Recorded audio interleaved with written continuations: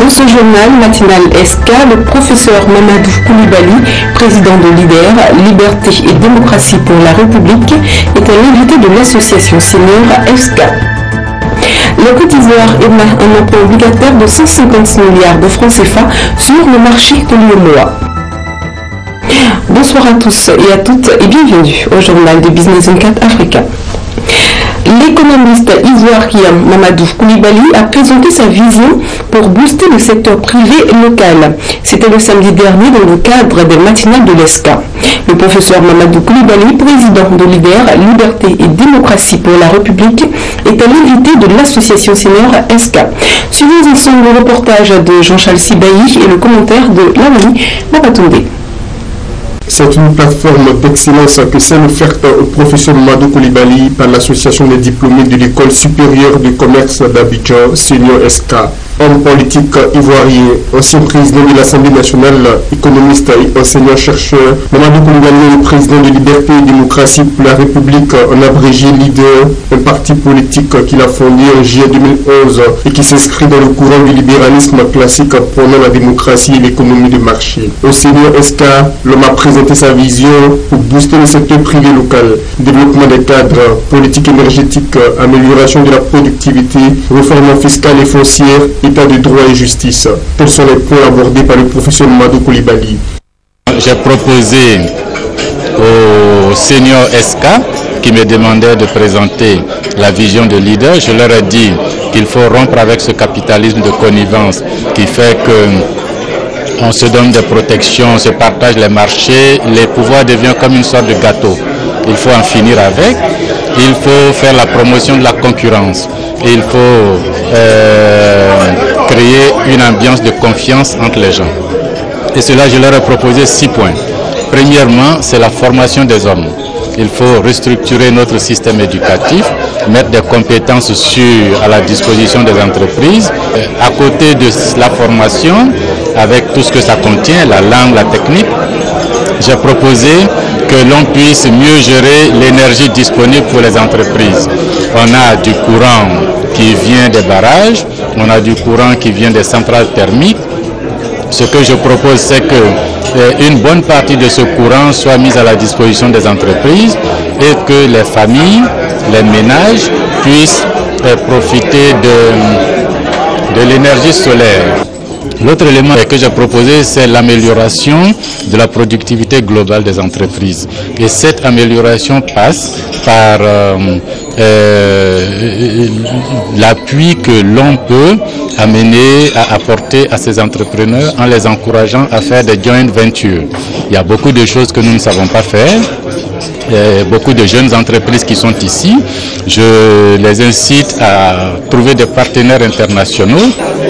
J'ai suggéré aussi, comme autre élément, le financement. Pour financer les entreprises, il faut avoir de l'épargne. Aujourd'hui, l'épargne intérieure est relativement faible. Je suggère que l'on fasse la réforme foncière, qu'on fasse le lotissement des terres de Côte d'Ivoire, ce qui va nécessiter la modification de la loi sur le foncier rural et de 98, faire le cadastrage avec l'appui des géomètres agréés de Côte d'Ivoire, des géomètres experts de Côte d'Ivoire, faire le cadastrage des champs, des terres rurales et distribuer les titres fonciers gratuitement aux populations qui sont les propriétaires traditionnels, parce que je conteste le fait que l'État de Côte d'Ivoire puisse déclarer que lui est propriétaire des terres de Côte d'Ivoire alors que nos ancêtres nous ont laissé cette terre. On en finit avec les conflits fonciers, on donne les titres fonciers sur les terres avec un marché hypothécaire, ce qui suppose que les populations puissent hypothéquer les titres fonciers et avoir des crédits bancaires. C'est de nouveaux produits financiers qui sont mis à la disposition des banques. Après le professeur Mamadou Koulibaly, l'association Senior SK compte recevoir d'autres personnalités politiques ivoiriennes pour présenter leur vision. À présent, les informations en bref. La Côte d'Ivoire a émis un emprunt obligataire de 150 milliards de francs CFA sur le marché de l'Union économique et monétaire ouest-africaine UEMOA à un coupon de 5,85% pour financer des investissements à grande échelle dans les infrastructures, selon le directeur du Trésor public, Adama Koné, ce mardi dernier. L'emprunt aura une échéance de 7 ans. Il sera proposé en unité de 10 000 francs CFA chacune aux investisseurs des 8 pays de l'espace UEMOA. La Côte d'Ivoire, qui enregistre une forte croissance depuis la fin de la guerre civile en 2011, avait levé en février dernier $1 milliard sur le marché international grâce à un eurobond d'une maturité de 12 ans. Le carnet de commande de cet eurobond avait alors dépassé les $4 milliards. Achevons ces informations en bref avec la banque Attijari Wafa. Le groupe bancaire marocain Attijari Wafa Bank a annoncé le mardi 8 septembre avoir réalisé un bénéfice net de 2,3 milliards de dirhams, environ 237 millions de dollars, au cours du premier semestre 2015, en hausse de 2,2% par rapport à la même période en 2014. Sur les 6 premiers mois de l'année en cours, le produit net bancaire PNB de la banque est resté quasi stable comparativement à la même période de l'année écoulée à 9,8 milliards de dirhams, malgré une baisse de 18,5% des résultats des activités de marché.